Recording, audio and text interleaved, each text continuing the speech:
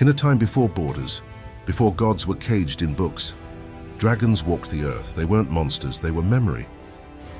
Across the rivers of the Zambezi, in the fire-breathing mountains of Ethiopia, and beneath the whispering dunes of the Sahara, ancient tribes spoke of beings forged not in myth but in thunder and silence, guardians, witnesses, warnings. From the storm-scaled warriors of Dahomey to the sleeping serpents beneath desert sands, they weren't feared, they were revered.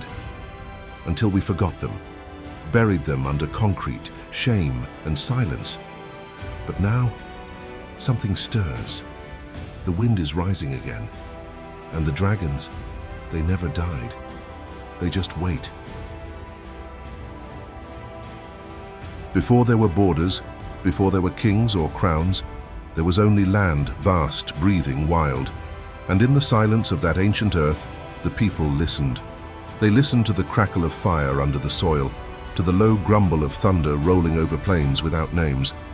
That was when the first stories were born, not from books or scrolls, but from the rhythm of the earth itself. And in the heart of these first stories, one creature always returned, the dragon. But unlike the winged beasts of European tales, the dragons of ancient Africa were not creatures to be slain. They were not foes nor trophies. They were breath, they were storm, they were protectors. Among the Ashanti of present-day Ghana, elders told of the sky serpent, a being of wind, and flame that would descend when the harmony between the people and the earth was broken. It was said this dragon did not roar, but sang, and that its voice could split the sky in two. A storm was not feared, and it was a sign, a message, a reminder. Further south, among the Venda people of what is now South Africa and Zimbabwe, came the story of a dragon whose scales shimmered with lightning. They called it Mudzimu Wadzinza, the ancestor spirit of the clan. This dragon was not just a guardian, it was blood, lineage, memory. To see it in the clouds was to remember one place in the great tapestry of time. In ancient Mali, long before the empire rose, griots would gather around fires to speak of the flame dragons of the Sahel. They weren't beasts of destruction, but of knowledge. These dragons brought visions, flashes of future and past, to those who dared to walk alone in the desert. And it was said, only those with pure hearts could survive such a meeting. In every corner of the continent, a different name, a different form. But the essence remained the same, a great force that bridges the sky and the soil, that speaks in thunder and teaches in silence. It is important to understand that these dragons were never seen as separate from the people.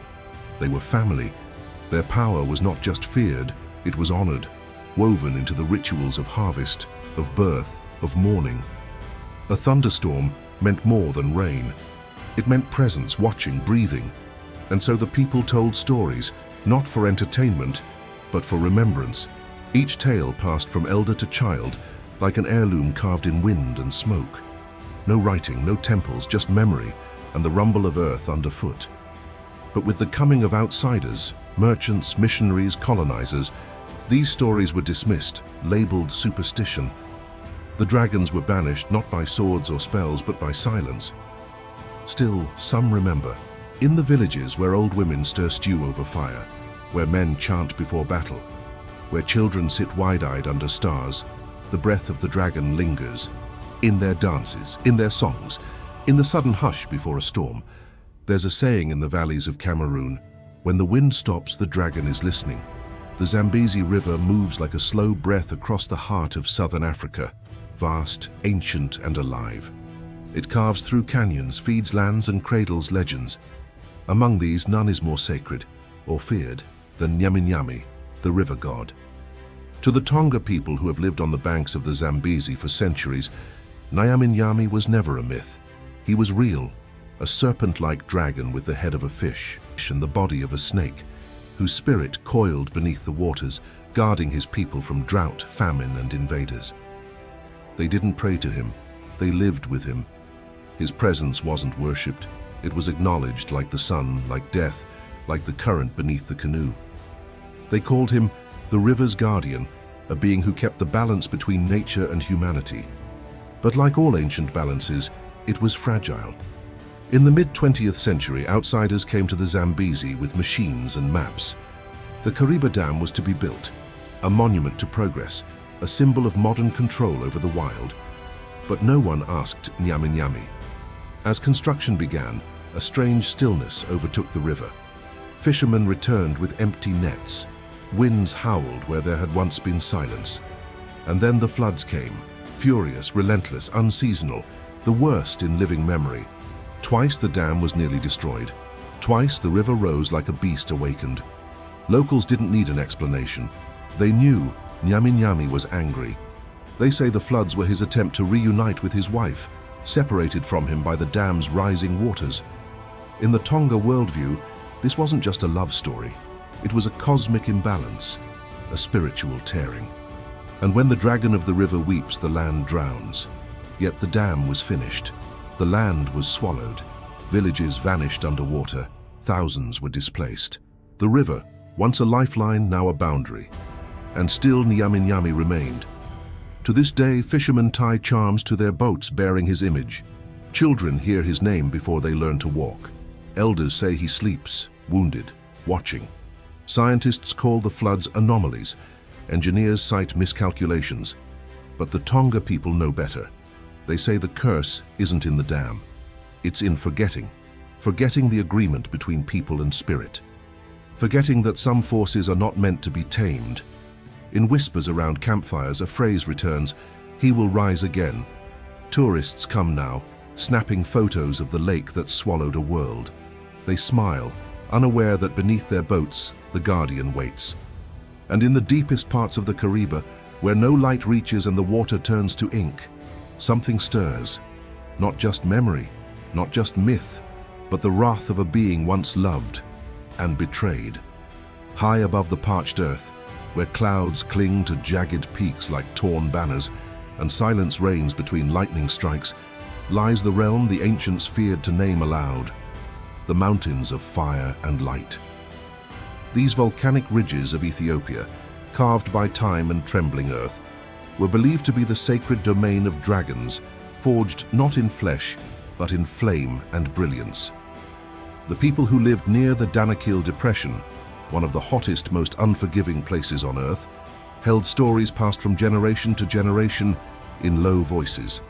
They told of beings that did not walk or fly, but shimmered, creatures of molten breath and searing eyes, known simply as the Bright Ones. Not all could see them. Some said you needed to be chosen. Others said you needed to be on the edge of death. These Bright Ones were not protectors like Nyaminyami, nor family like the Sky Serpent.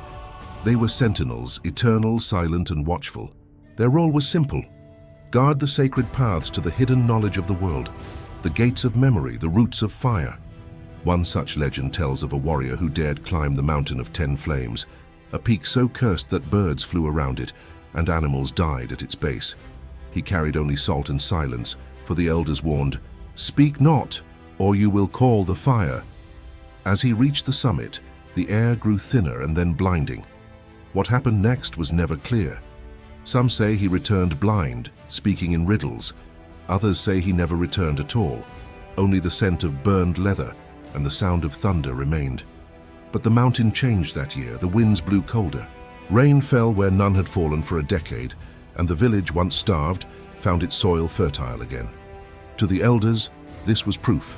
The Bright Ones had been moved, not with prayers, not with weapons, but with courage and humility.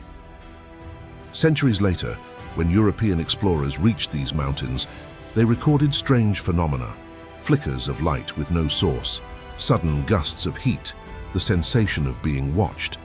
They dismissed it as hallucination, heat stroke, superstition. But the locals knew. They warned them not to stare too long into the craters.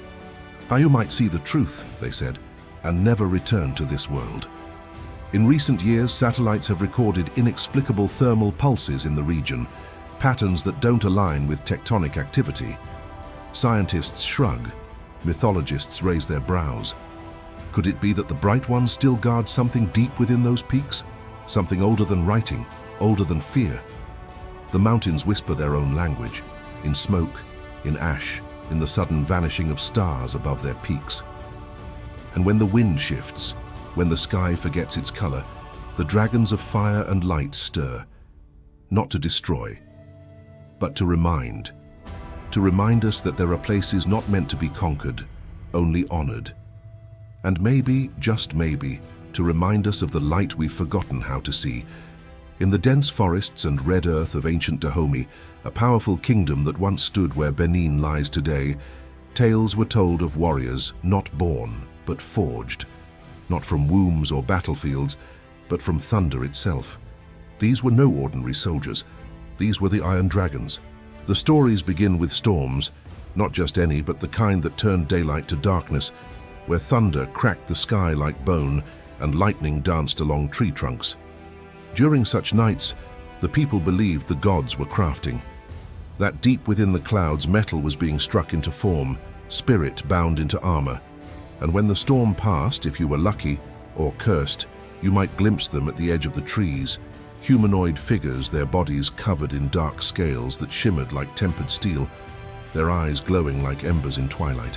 They were called Wesenyon, meaning those born of sky iron, and they served one purpose: to protect the hidden heart of the world from corruption, both from without and from within. Unlike the dragons of the mountains or the river, the Wesenyon were not beings of mythic proportions, but intermediaries. Half spirit, half human. They could walk among men, but the ground scorched under their footsteps. It is said they wielded spears that sang like thunder when thrown, and shields etched with lightning sigils that could repel arrows mid-flight. Their existence wasn't just a tale, it was law. The kings of Dahomey were believed to descend from them. Every new monarch would spend 7 nights alone in the forest during the thunder season. Only those who returned were crowned. One story tells of a queen, Howenu, the thunder-blooded, who was struck by lightning as a child and survived. Her body bore a scar shaped like a dragon's claw. In adulthood, she led her people through 12 years of peace and expansion, claiming that she dreamed each battle the night before, in visions of fire, wings, and the voice of a dragon speaking her name. When colonizers arrived in West Africa, they heard whispers of these warriors. They dismissed them as symbols, allegories for elite soldiers perhaps, or exaggerated folk tales. But some records speak of metal-clad figures moving faster than horses, of entire battalions vanishing in storms, of weapons that left no wounds, only burn marks shaped like serpent coils. One French officer, writing in 1892, recounted a terrifying encounter. They moved like shadows, but clanged like forges. Our bullets passed through air and they stood untouched. What were these beings? Some say the Iron Dragons were a metaphor, a way to inspire resistance and courage. Others, especially among local spiritual leaders, insist they were real. "Not in the way your eyes see," one priest once said, "but in the way your bones feel when the sky breaks open."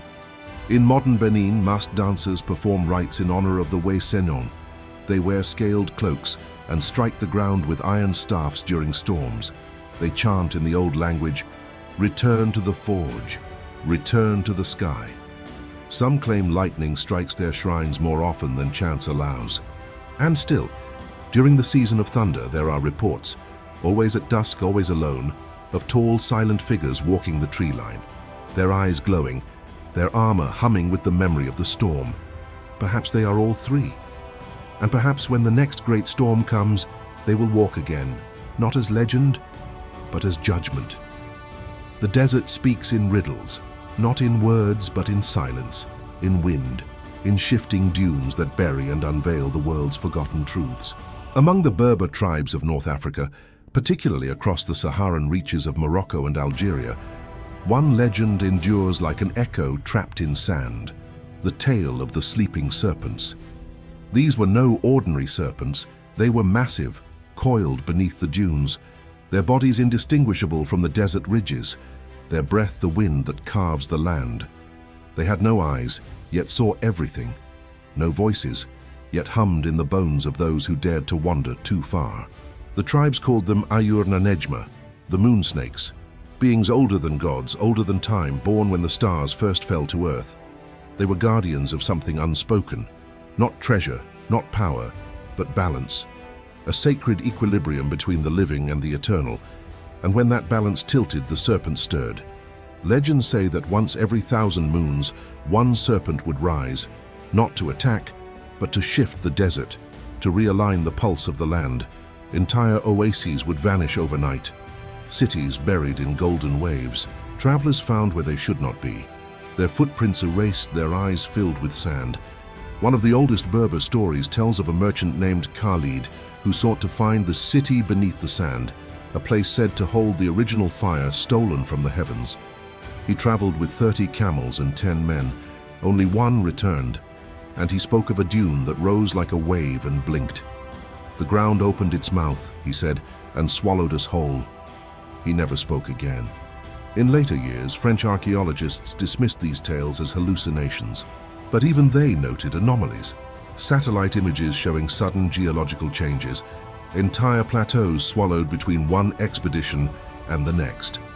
And always, inexplicably, the shape of a serpentine coil imprinted faintly in the terrain. The Tuareg elders say the serpents sleep until the world forgets them, that they are not evil, merely ancient. They remember things the earth has tried to bury: betrayals, desecrations, broken oaths between humans and the sacred. Their coils are said to be riddled with stories, inscriptions not written but woven into their flesh, pulsing with forgotten languages. And in moments of stillness, if you press your ear to the sand in certain places, you may hear them breathing. A famous Tuareg saying goes, "When the sand trembles and the sun hides, do not run, bow." It is believed that when colonizers began digging for minerals and relics in the sacred dunes, something was disturbed, a rhythm broken. Since then, the desert has claimed more than explorers. Entire satellite stations abandoned, mapping expeditions cut short by inexplicable equipment failures, navigational loops, mirages that last hours, always accompanied by heat, intense, suffocating heat. Are these serpents still there? Perhaps, or perhaps they never left. Perhaps they are the desert. Their silence is not absence, it is memory, ness. Their slumber is not forgetful, it is choice. And should the world tilt too far, should greed dig too deep, the moon snakes may rise, not in wrath, but in necessity, to remind the earth of its spine. Scattered across the vast expanse of the African continent, from the lush jungles of the Congo to the sands of the Sahara, from the highlands of Ethiopia to the forests of the Bight of Benin, are symbols that whisper the same truth. They are carved into wooden masks, woven into ceremonial robes, painted onto cave walls, and spoken in lullabies. The fire, the wing, the spiral, the eye. How could peoples separated by mountains, rivers, languages, and centuries remember the same shapes, the same beings, the same dragons? The same. Anthropologists explain it as archetypal convergence, that human cultures seeking to explain the unknown arrive at similar images. But the elders of Mali, Nigeria, Gabon, and Chad would disagree. They say the connection is not coincidental, it is ancient memory. Among the Dogon of Mali there is the Nomo, a twin being from the stars, part serpent, part man, who came to earth bringing order and language. The Dogon knew of Sirius B, a star invisible to the naked eye, long before telescopes. They drew spirals to mark its path. Dragons, they said, came with the Nomo, beings of balance, guardians of knowledge. In Nigeria, the Yoruba speak of Osumare, the rainbow serpent, a deity of movement and transition, of bridges between earth and sky, a spirit both male and female, both destroyer and healer, a cosmic dragon with purpose beyond human comprehension. Far to the east, the Oromo people of Ethiopia depict a winged guardian of the flame, a protector spirit invoked in rites of passage. The flame is knowledge, the wings, transformation. The guardian, always reptilian in form, always emerging from the earth with a roar of wind. Even in Madagascar, separated from the continent for millennia, tribal carvings show serpentine beings crowned with feathers, coiled around sacred trees. The people call them Voambala, seed spirits who whisper through storms and deliver messages in dreams. These myths, when placed side by side, begin to align like constellations, once scattered and now redrawn. Not duplicates, fragments. In recent decades, researchers comparing tribal oral traditions noticed repeating patterns, not just similar beings, but similar roles. The dragons and serpents of Africa were never just threats. They were bridges between life and death, man and spirit, sky and soil. They demanded respect, not fear. An extraordinary detail emerged from comparative linguistics. Words for thunder, serpent, and guardian in multiple languages across sub-Saharan Africa often share root sounds, nzid, ba, su, a linguistic echo or a lingering roar. Ritual songs recorded in Ghana bear striking rhythmic resemblance to chants from Sudan. Even some dances, like the coil dance of the Mossi people in Burkina Faso, mirror the spiral path of the Tuareg sand rite. Coincidence, or choreography passed from mouth to muscle across generations and geography? Perhaps most intriguing is the occurrence of return dreams, visions described by elders across tribal regions, in which a dragon or serpent returns to a village, not to destroy, but to warn. The message is always similar. You've forgotten something sacred. Some believe these recurring dreams are cultural memory, the psyche of a people yearning for lost balance. Others believe they are more literal. But even for the skeptical, the symbols remain.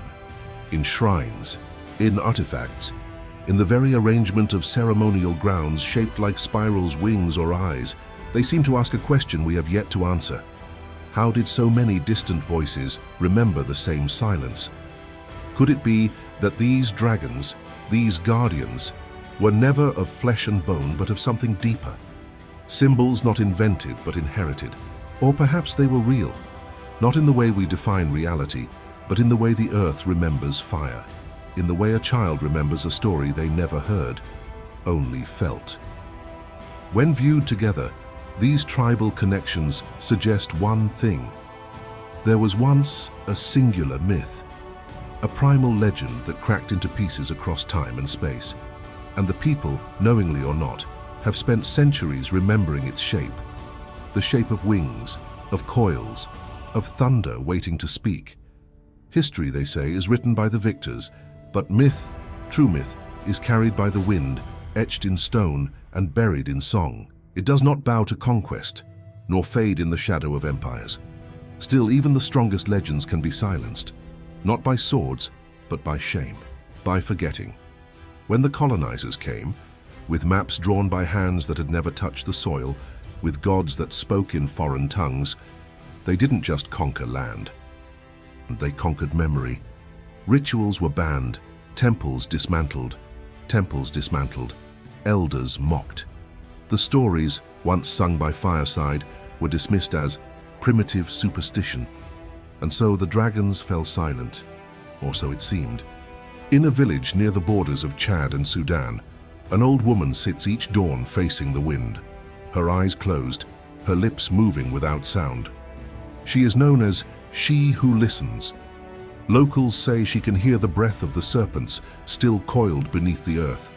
She says they haven't left, only grown quiet, waiting for voices worthy of remembering. Carvings once exposed in open shrines were hidden in caves. Sacred dances were folded into wedding celebrations. Names of gods and guardians became metaphors, then metaphors became silence, but not everywhere. Some symbols resisted erasure. In the Dogon cliffs, etched beneath centuries of soot, remain drawings of spiral-bodied beings with open eyes and clawed wings. They're covered in dots, each representing a storm, a season, a death. The dots tell a story. The guardians did not vanish. They were locked away, or perhaps they locked themselves away to protect the world from forgetting too much too soon. In Zimbabwe, during the construction of hydroelectric plants in the late 1900s, engineers unearthed stone slabs with unknown script shaped in crescents. Elders warned them not to disturb it. The lead engineer laughed. That night, a windstorm destroyed half their camp. There was no rain, only sound. A single audio recording survived. 7 seconds of low, rhythmic rumbling. To this day, it remains unexplained. What if the legends never died when only evolved? The modern mind seeks data, proof, timestamps. But myth never needed such things. It survives by echo, by resonance, like a frequency just beyond hearing, vibrating in bones, in dreams, in the shiver one feels standing before an ancient tree or a cave too quiet to be empty. And sometimes legends scream, not in violence but in repetition. The same symbols reappearing in art, in children's drawings, in stories told across continents with no contact. The same dreams shared by thousands. The same winds rising before tragedy. There are records, dismissed of course, of similar serpent dreams experienced by villagers in Mali, Sudan and Ethiopia days before natural disasters. Always the same message. Remember. Perhaps that is the true curse. Not the wrath of dragons, but the silence left in their absence. A silence so deep it deafens generations. But something is changing. More and more young people are returning to the stories of their elders, tattooing the old symbols on skin, singing forgotten chants into microphones, writing books about gods once forbidden. They say the wind has started to speak again, through art, through resistance, through longing. It whispers in a language no longer spoken but still felt, and in that whisper some claim to hear not words, but footsteps, scales on sand, wings over stone, thunder in the breath between breaths, the echo of something waking, thunder in the breath between breaths, the echo of something waking. Beneath the surface of every forgotten legend is not absence, but slumber. The warrior dragons of ancient Africa were never creatures of war, but of warning. They were not designed to conquer, but to witness. They guarded rivers, forests, mountains, flames, and memory. And when the world turned from them, when men replaced song with silence, reverence with greed, they did not vanish. They withdrew.